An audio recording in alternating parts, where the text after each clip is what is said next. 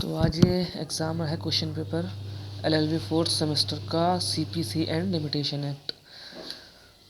ये 2020 का पेपर है। चलिए इसको खोलते हैं और देखते हैं क्या क्या एग्ज़ाम में क्वेश्चन पूछे गए थे।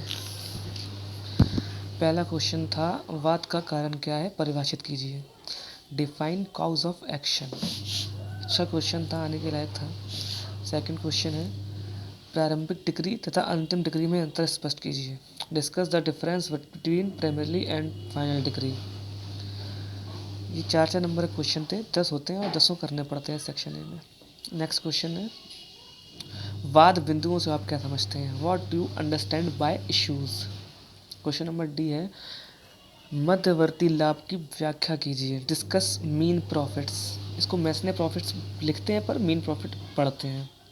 नेक्स्ट क्वेश्चन है क्वेश्चन नंबर ई पुनर्विलोकन से आप क्या तात्पर्य है। What do you mean by review. वाद के स्थान से क्या तात्पर्य है। Explain the place of suit. Question number G कह रहा है निर्णय को परिभाषित कीजिए। Define judgement. बहुत इंपॉर्टेंट क्वेश्चन था। एच नंबर कह रहा है प्रलक्षित प्राणन्याय क्या होता है। What is constructed res judicata. Question था रिस जुडिकाटा बहुत इंपॉर्टेंट टॉपिक है सीपीसी का।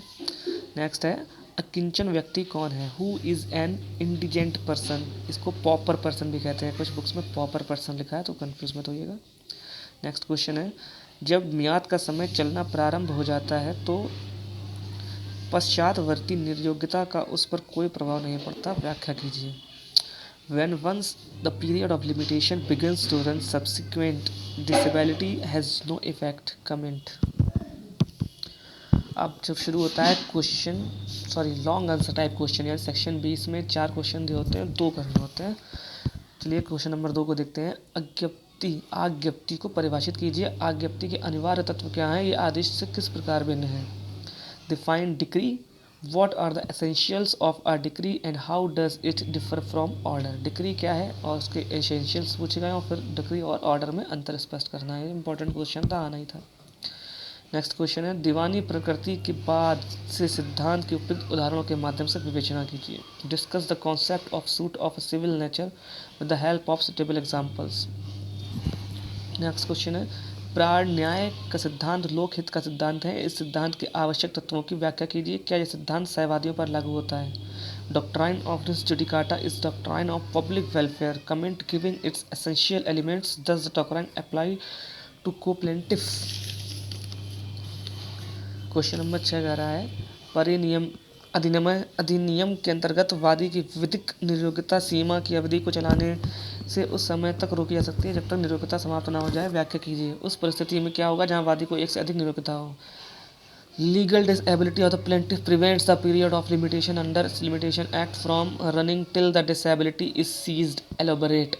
What would happen if plaintiff has no more than one disability.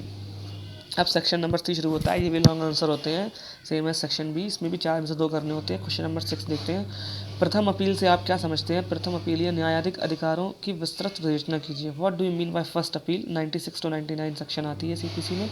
Explain in detail the jurisdiction powers of the appellate court. Question number 7 कहता है स्थावर संपत्ति की कुर्की के प्रावधानों का उल्लेख कीजिए। किन परिस्थितियों में डिग्री की तुष्टि पर कुर्की को उठाया जा सकता है। Explain the relevant provisions of attachment of the immovable property under what circumstances removal of attachment after satisfaction of decree takes place.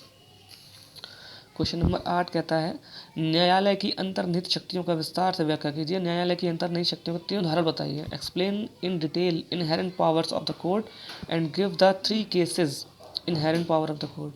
9 question कह रहा है देरी से प्रस्तुत वाद में माफी का क्या प्रावधान है। पर्याप्त आधार देरी से क्षमा विस्तार को बताइए। What are the provisions for condonation of the delay. Explain in detail sufficient cause. तो ये था हमारा पेपर। नेक्स्ट पेपर के साथ जल्दी हाजिर होंगे।